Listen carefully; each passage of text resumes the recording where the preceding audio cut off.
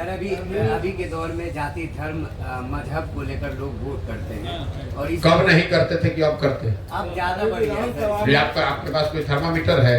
ज्यादा बढ़ गया है? आपके पास थर्मामीटर है कि अब ज्यादा बढ़ गया? पहले कम था। मोदी जी को वोट पड़ा है कि नहीं बिहार में? जोर से बोलिए, पड़ा है कि नहीं? सबको सुनाइए। पड़ा है ना? तो मोदी जी के जाति के यहाँ कितना आदमी रहता है मधेपुरा बिहार में? जरा बता तो दीजिए। अभी तो आप बोले कि सब लोग जाते पर वोट दिया है। पहले एक बात पर अड़े रहिए। आपने कहा कि हर आदमी बिहार में जाति पर ही वोट दे रहा है। सुन लिए क्वेश्चन रोज है। अरे 18 महीने से यही सवाल रोज सुनते हैं। बिहार में आदमी को सवाल इससे ज्यादा कुछ आता ही नहीं है। यही 4 सवाल पड़ता है, भैया जाति पर वोट पड़ता है, आप कैसे निपटिएगा? अरे आप पत्रकारिता करते हैं तो हमको भी तो थोड़ी बहुत समझ होगी। पहला सवाल आदमी छूटते जिसको राजनीति का आर अभी सीखता है तो यही सवाल करता है, ए भैया बिहार में तो बड़ा जात है, आप इससे कैसे निपटिएगा? तो मेरे भाई उसको जवाब मेरा यही होता है कि यही बता दो कि अगर आपको लगता है कि हर आदमी जाति पर ही वोट देता है तो मोदी जी को बिहार में वोट दे कौन रहा है? मान लीजिए कि आपने कहा, दूसरे सवाल पर आते हैं। आप तो कह रहे सवाल सुने नहीं, कहेंगे ना हमको तो धर्म पर हिंदू मुसलमान के नाम पर दिया, यही कह रहे हो ना? चलो छोड़ दो। मुसलमान यहाँ 18% रहता है, वो लालू जी को वोट देता है, ओवैसी को वोट नहीं दिया। तो लालू जी को काहे वोट दिया, ओवैसी को काहे नहीं दिया? विधानसभा में जो पूछ रहे हैं वो बताओ। लालू जी को मुसलमान वोट क्यों देता है? तो उनके जाति का नहीं है। काहे जबरदस्ती का ज्ञान? जब एक होता है सवाल, एक होता है तर्क और दूसरा होता है कुतर्क। आपने कहा जाति धर्म, भाई जाति धर्म पर वोट बिहार में भी पड़ता है, पूरे दुनिया में पड़ता है, इसमें नई बात क्या है? आप बिहार के होने के नाते आपको एक बिन मांगी सुझाव दे देता हूं, इस चक्कर में मत पड़िए। ये बाहर जो बिहार के लोगों को नीचा दिखाते हैं, उन्होंने ऐसा आपके हमारे दिमाग में बैठा दिया है कि बिहार इसलिए पिछड़ा है कि यहाँ पर जाति बहुत है। आप गए हैं गुजरात, कर्नाटक, आप चुनाव कराए हैं कभी बंगाल में, तमिलनाडु में, वहां जाति नहीं है। गुजरात में जाति नहीं है। लिंगायत मोकालिका कर्नाटक में नहीं है। माला मडिगा रेड्डी कम्मा आंध्रा में नहीं है। वहां का आदमी को कोई जाति के लिए दोष दे रहा है? आप बिहार में गरीब हैं, मजदूर हैं, इसलिए आपको जातिवाद बताया जा रहा है। यूपी में जाति नहीं है। यहाँ का जो पत्रकार पढ़ा लिखा समाज है वो भी इस चक्कर में पढ़ के अपने ही से कहता है भैया यहाँ जाति बहुत है। यूपी में जाति नहीं है। कभी पूछे हो जाके सवाल ये आप जाके उत्तर प्रदेश में, तो यहाँ काहे पूछते हो भाई? ये बिहार के और बिहार के लोगों के प्रति जो दुराग्रह बैठा दिया गया है लोगों के दिमाग में कि बिहार इसलिए गरीब है। अरे बिहार इसलिए गरीब है कि कांग्रेस ने यहाँ पर काम नहीं किया।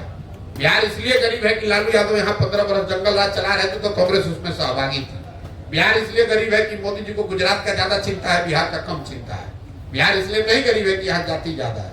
इसलिए मुझे गुस्सा आ रहा है कि आप पढ़े लिखे व्यक्ति हो और बिहार के होने के बाद अपने मुंह पर कीचड़ लगा रहे हो बिना किसी वजह के।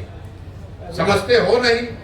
आपको कोई दूसरा कहता, तो अगर कोई आदमी आकर गुजरात का कहता कि भाई बिहार में जाति बहुत है, तो आपको ये कहना चाहिए कि अगर बिहार में जाति बहुत है तो गुजरात के आदमी को बिहार में कैसे आदमी वोट दे रहा है?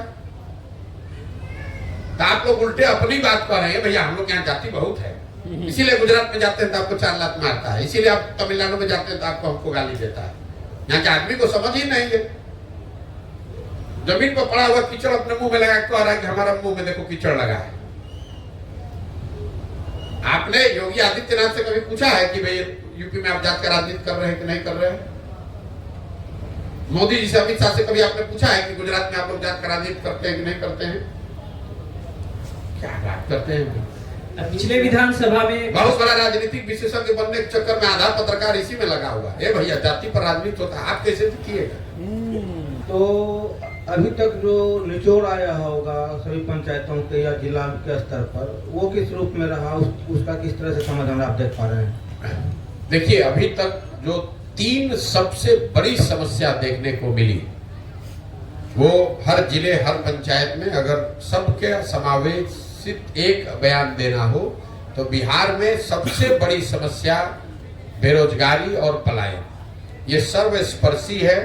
सभी जाति, सभी वर्ग, सभी प्रखंड, सभी पंचायत, किसी भी जिला में जाइए, बेरोजगारी और पलायन सबसे बड़ी समस्या के तौर पर दिखा है।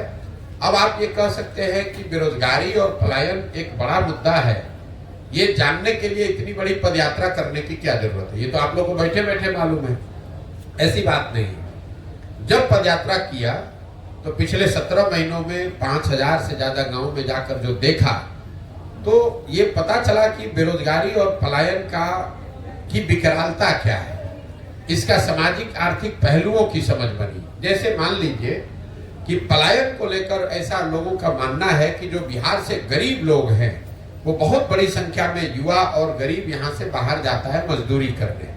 लेकिन पदयात्रा के दौरान जो मैंने पाया कि ये बात पूरी सच्चाई नहीं है। जो गरीब परिवार के बच्चे हैं वो तो बाहर पलायन कर रहे हैं मजदूरी के लिए, लेकिन जो यहाँ पर आर्थिक तौर पर समृद्ध परिवार हैं उनके बच्चे भी पलायन कर रहे हैं, वो नौकरी और पढ़ाई के लिए।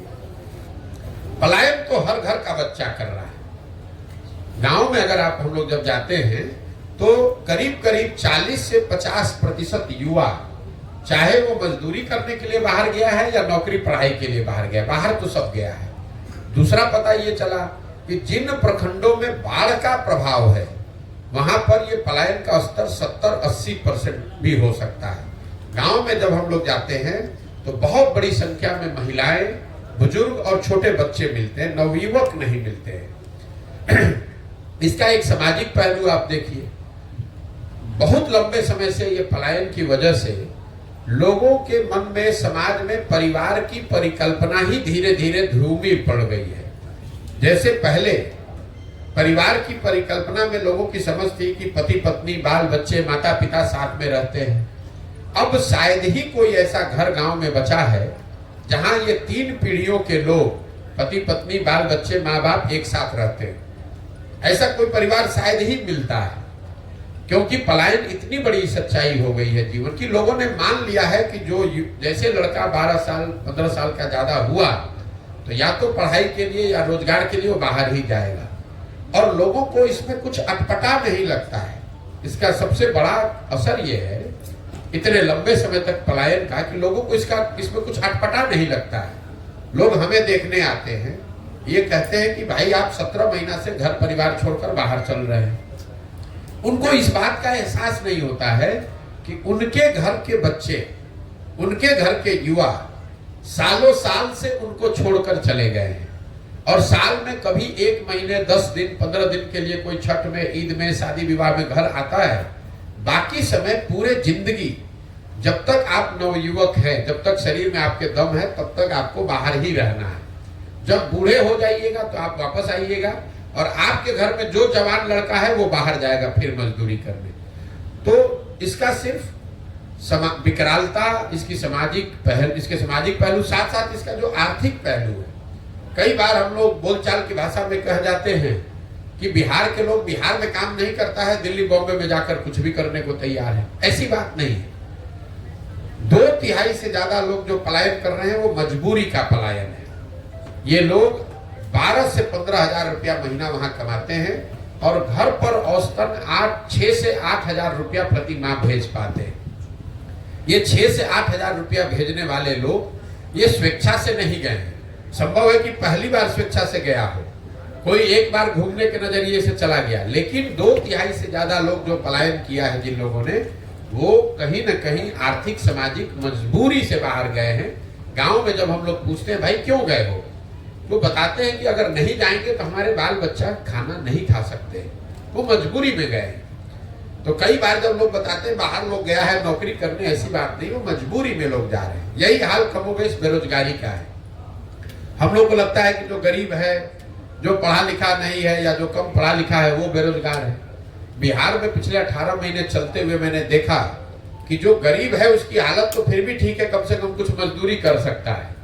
जो यहाँ पढ़ा लिखा या मध्यम वर्गीय समृद्ध परिवार है उनके लिए बेरोजगारी, उनके बच्चों के लिए बेरोजगारी उससे भी बड़ी समस्या है।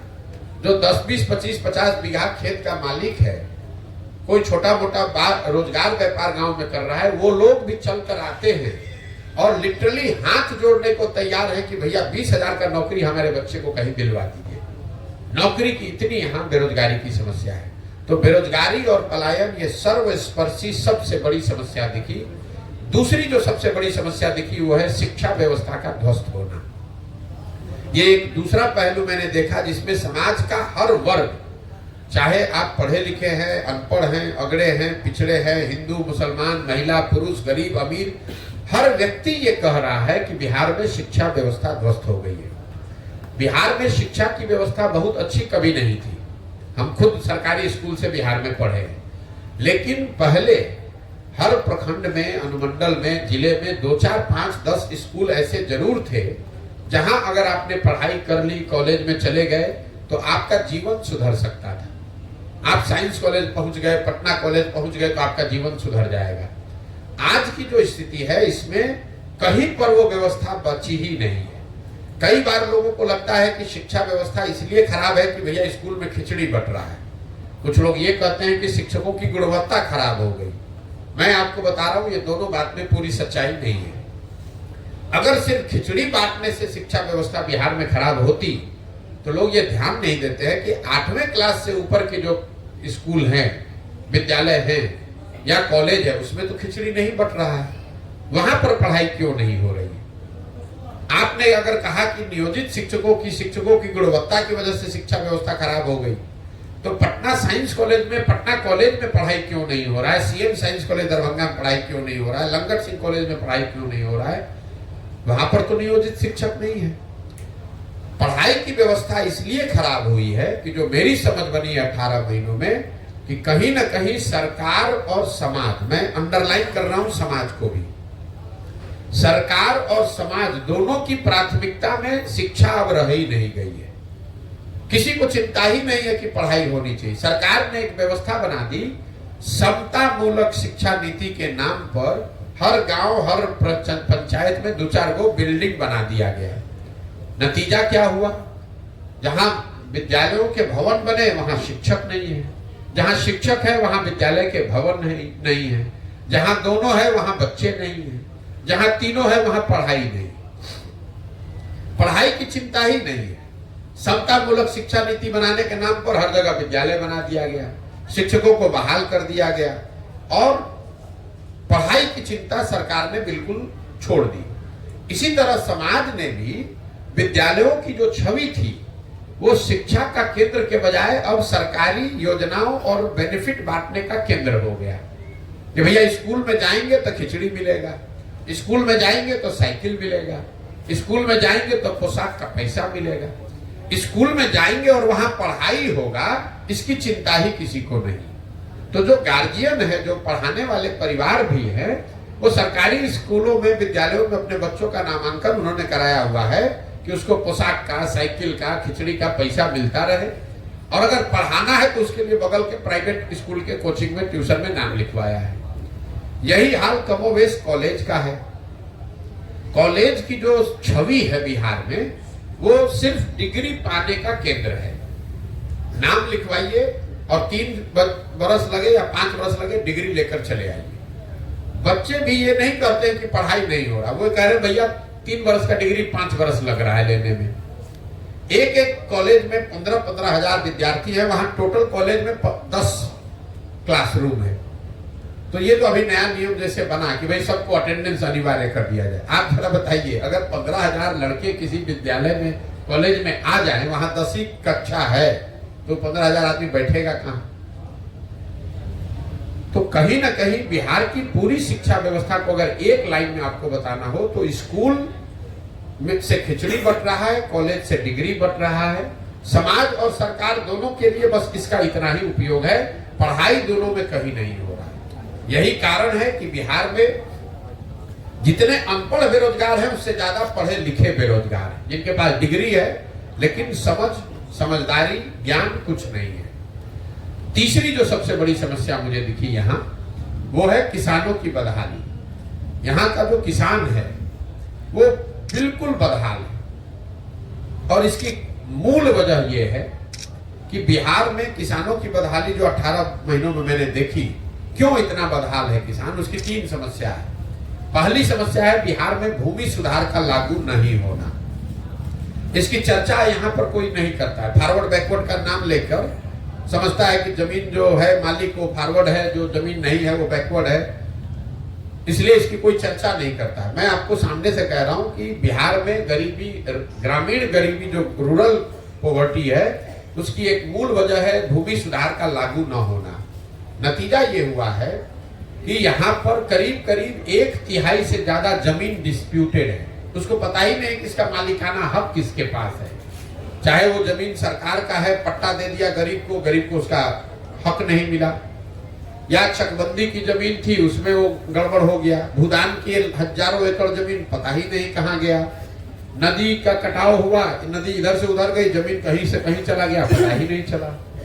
और पूरी जो ये राजस्व डिपार्टमेंट है, ये कर्मचारी और कर्मचारियों के साथ जुड़े हुए 4-5 दलाल, जिसको गांव देहात में लोग अटर्नी कहते हैं, इसी पर टिका हुआ है।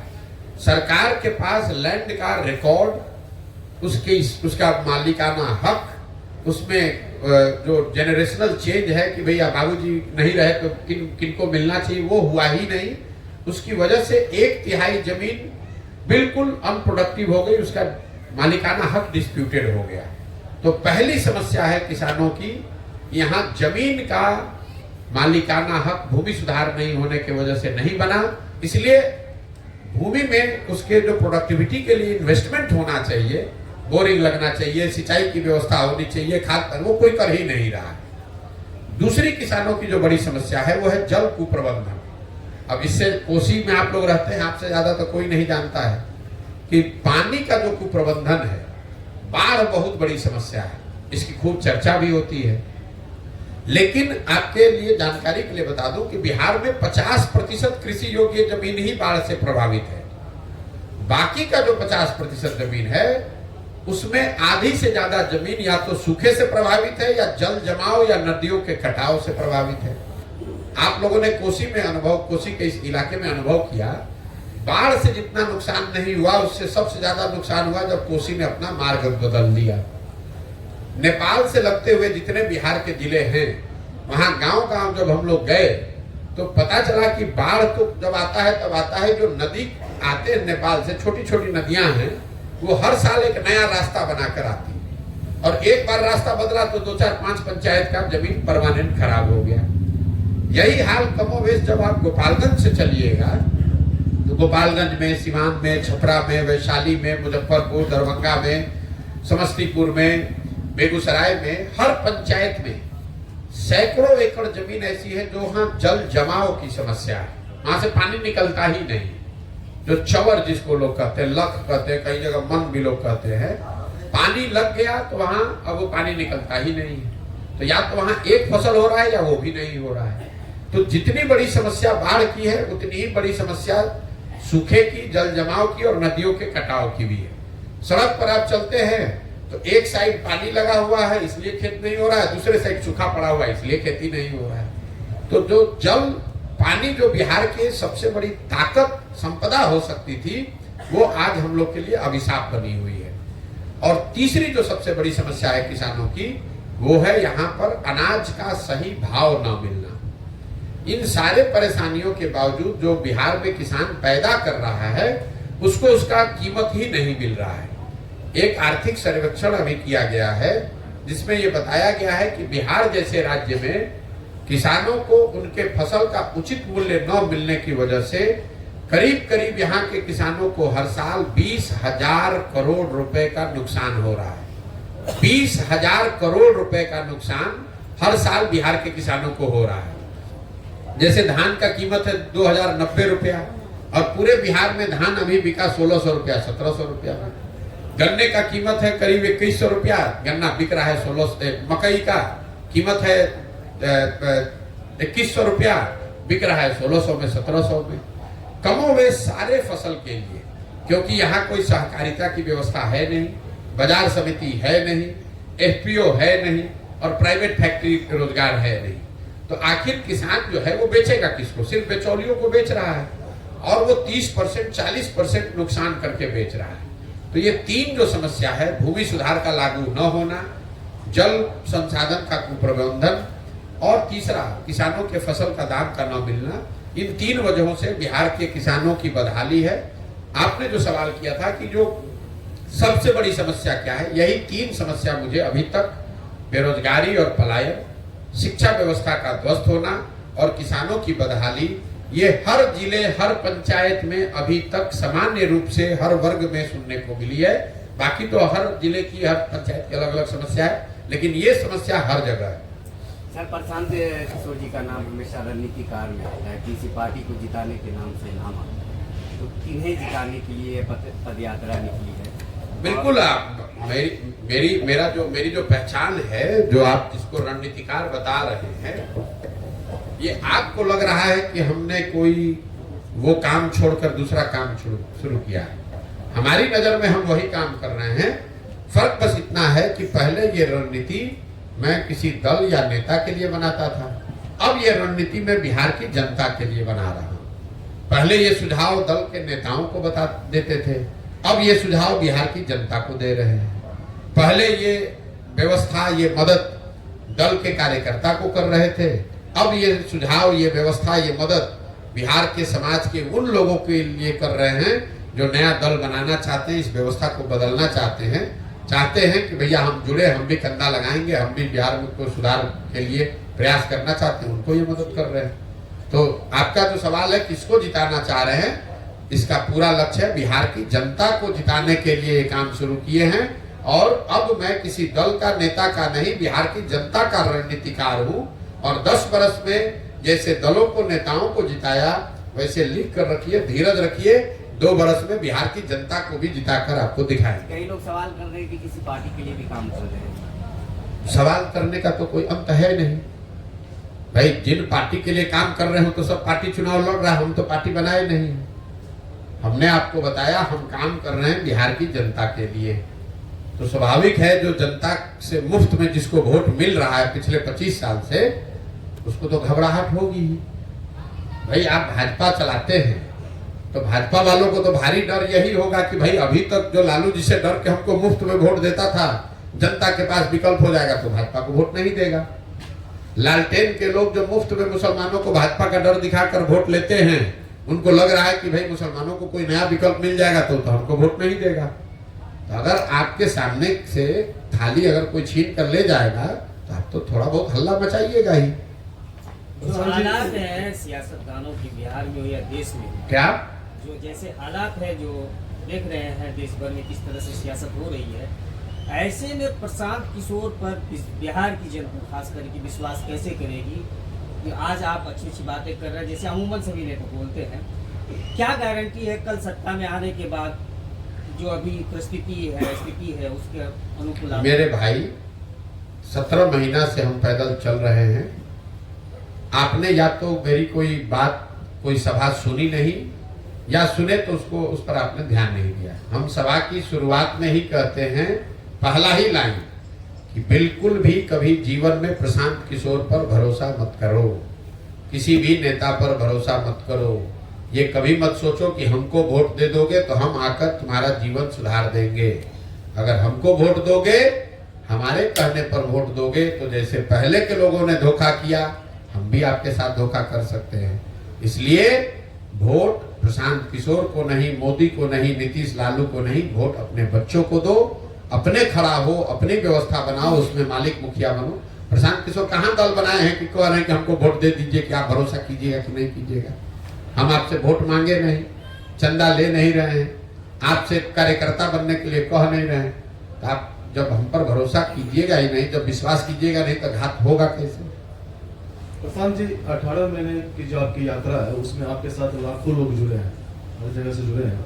अभी लोकसभा का चुनाव होने वाला है, उन लोगों के पास असमंजस की स्थिति रहेगी कि आखिर वो लोग किनके साथ जाएं? बिल्कुल असमंजस की स्थिति नहीं है। दल जब बनेगा तभी तो आप चुनाव लड़ेंगे। मान लीजिए कि आपको बहुत भूख लगा है, आपने खिचड़ी बनाना शुरू किया, तो अब अधपकी खिचड़ी तो खाएंगे तो तबीयत खराब हो जाएगा। अब भूख लगा है, 2 दिन से खाना नहीं खाए हैं, तो जब तक खिचड़ी नहीं बन रहा है तब तक धीरज रखना पड़ेगा। जन सुराज की व्यवस्था के तहत जो दल बनना है, वो तो दल तभी बनेगा जब पदयात्रा पूरी होगी। जब पदयात्रा पूरी हो जाएगी, दल बन जाएगा, उसके बाद जो भी चुनाव आएगा, चाहे वो लोकसभा का आए, विधानसभा का आए, उसमें चुनाव लड़ा जाएगा। लेकिन जब दल है ही नहीं तो चुनाव लड़ेंगे कैसे? और इसमें वहां आप कह रहे हैं लोगों को असमंजस की स्थिति है। इसी असमंजस में तो पिछला 50 वर्ष से आप जी रहे हैं, तो 2 महीना और जिंदा रहिए। लेकिन जो मैंने जनता को कहा है कि मैं दल तभी बनाऊंगा जब मैं पूरे बिहार की पदयात्रा कर लूं, लोगों से मिल लूं, समझ। जो मैंने आपको 3 उद्देश्य बताए, तो अभी आधा बिहार हम पैदल चले, आधा बाकी है। तो मान लीजिए कि कल दल बनाकर हम चुनाव लड़ते हैं, तो भागलपुर के किसी पंचायत की योजना हम कैसे जारी करेंगे? वहां तो हम गए नहीं हैं अभी। तो जब पूरा बिहार चल लेंगे तो लोगों तक अपनी बात भी पहुंचा दी होगी, उनके समाज को मत कर सही लोगों को निकाल कर एक संगठन भी बना दिया होगा, और बिहार के हर पंचायत का एक योजना भी होगा। तब लोगों को जाकर कहेंगे कि भाई ये दल है, ये लोग हैं, ये योजना है, आप इसको देखिए, ठीक लगे तो जुड़िए, वोट दीजिए, न ठीक लगे तो जैसे है वैसे चलिए। प्रशांत जी, मैं इमरान व्यावर्स न्यूज से। आपने कुछ समय पहले बोला था कि मेरी विचारधारा कांग्रेस के करीब है। अगर कांग्रेस आपको ऑफर देती है तो क्या उससे आप जुड़ेंगे, या फिर आप इस पर क्या? आप लोग का ये 2+2 जोड़ना जो है, सवाल ये पूछा गया कि आपकी विचारधारा क्या है। मैंने ये बताया कि अगर हम गांधी को लेकर चले हैं, गांधी के सोच से प्रेरित होकर ये पूरा अभियान चला रहे हैं, तो विचारधारा के आधार पर हमारी विचारधारा वही होगी जो गांधी ने बताया होगा। और इस विचारधारा को आज की कांग्रेस वो दावा करती है कि we represent this ideological space. तो मैंने ये कहा कि अगर मुझे आप किसी में फिट करना चाहेंगे तो मेरी विचारधारा वो विचारधारा होगी जो आज कांग्रेस रिप्रेजेंट करने का दावा कर रही है। मैंने ये नहीं कहा कि कांग्रेस उस विचारधारा को रिप्रेजेंट करती है। जिस विचारधारा को कांग्रेस रिप्रेजेंट करने का दावा कर रही है, उसी विचारधारा के करीब मैं अपने आप को पाता हूं, क्योंकि वही विचारधारा महात्मा गांधी की विचारधारा है और उसी से प्रेरित होकर पूरा ये जन स्वराज अभियान चलाया गया है। आप अभी ये सुने हैं, हम जब से पदयात्रा शुरू किए हैं तब से कह रहे हैं कि ये पूरा जो जन स्वराज अभियान है, ये कहीं ना कहीं आजादी से पहले, अब आजादी से पहले वाला लाइन मिटा मत दीजिएगा, आजादी से पहले की जो कांग्रेस थी, जो महात्मा गांधी की कांग्रेस थी, उस राजनीतिक व्यवस्था, उस विचारधारा को, उस तरह के दल को पुनर्जीवित करने का प्रयास है, अभियान है। और उस नजरिए से आज जो कांग्रेस दावा कर रही है, उसी विचारधारा के करीब आप हमको पाएंगे। इसमें ज्वाइन करने या छोड़ने, भाई कांग्रेस तो बिहार की दुर्दशा के लिए सबसे बड़ी जिम्मेवार पार्टी अगर कोई रही है तो कांग्रेस रही है। लालू जी तो बिहार में एक ही बार अपने दम पर जीत कर आए, बाकी टाइम तो कांग्रेस के ही बैसाखी से वो उन्होंने सरकार चलाई। और कांग्रेस ने 25-30 सांसदों के लालच में कि दिल्ली में बिहार से 25-30 सांसद जीत के जाता रहे, इसलिए उन्होंने बिहार को लालू जी के हवाले करके छोड़ दिया। ऐसा तो है नहीं कि कांग्रेस को पता नहीं था उस समय कि बिहार में क्या हो रहा है, या बिहार पिछड़ रहा है, या बिहार की जनता गरीब है, पलायन कर रही है, मजदूरी नहीं मिल, इनको रोजगार नहीं मिल रहा है। इन सब के बावजूद कांग्रेस ने यहाँ लालू जी का शासन चलवाया, क्योंकि उनको 20-30-40 सांसदों का लालच था। यही काम आज भाजपा कर रही है। आपको क्या लगता है कि पूरे देश में दूसरे दलों को तोड़कर खरीद कर सरकार बनाने वाली भाजपा बिहार में सबसे बड़ा दल होने के बाद भी सरकार नहीं बनाती है? क्यों? क्योंकि उसको यहाँ से 35-40 सांसद चाहिए, और उसको भी मालूम है कि नीतीश कुमार कुछ कर नहीं रहे। उसके लोगों ने, उनके नेताओं ने क्या बयान दिया है, अमित शाह ने क्या कहा, माननीय मोदी जी ने क्या कहा नीतीश कुमार के बारे में, किसी से छुपा हुआ नहीं। अभी 2 महीना पहले तो लोग चिल्ला के कह रहे थे कि बिहार को बर्बाद कर दिया। फिर नीतीश कुमार को क्यों बनाया? इसलिए बनाया है कि बिहार में समीकरण बनाकर 30-35 सांसद जीते। सांसद हम लोग का बिहार से जाता रहे, बिहार का जनता भोग रहा है तो भोगे, बिहार का जनता भीख मांग रहा है, भीख मांगे, हम लोग के बच्चे जाकर गाली खाएं, मजदूरी करें, तो उससे कोई फर्क नहीं है। मोदी जी, बिहार में इतने बड़ी संख्या में लोग भाजपा को, मोदी जी को वोट दे रहे हैं। कोई नहीं पूछ रहा है कि मोदी जी रोज गुजरात जा रहे हैं इन्वेस्टमेंट सबमिट करने के लिए, 1 लाख करोड़ का बुलेट ट्रेन बना रहे हैं, गुजरात में तरक्की हो रही है, गुजरात से बीजेपी का एमपी जीता 26। आप मुझे बता दीजिए 10 वर्ष में मोदी जी एक दिन बिहार आए हों कि भैया बिहार में भी इन्वेस्टमेंट सबमिट होना चाहिए। मान लीजिए कि यूपी में 10 लाख, अभी कल आए थे शायद, 10 लाख करोड़ का कह रहे हैं कि इन्वेस्टमेंट हो रहा है। मान लीजिए हम लोग बिहार गरीब राज्य, हम लोग यहाँ 50,000 करोड़ का ही इन्वेस्टमेंट के लिए आ जाते, 10 वर्ष में एक बार भी नहीं आए। लेकिन यहाँ की जनता बेवकूफी में या समझिए ना समझी में उसी मोदी जी को जाके वोट दे रही है या मजबूरी में वोट दे रही है, और इसीलिए हम लोग के बाल बच्चे भोग रहे हैं। एक बड़ा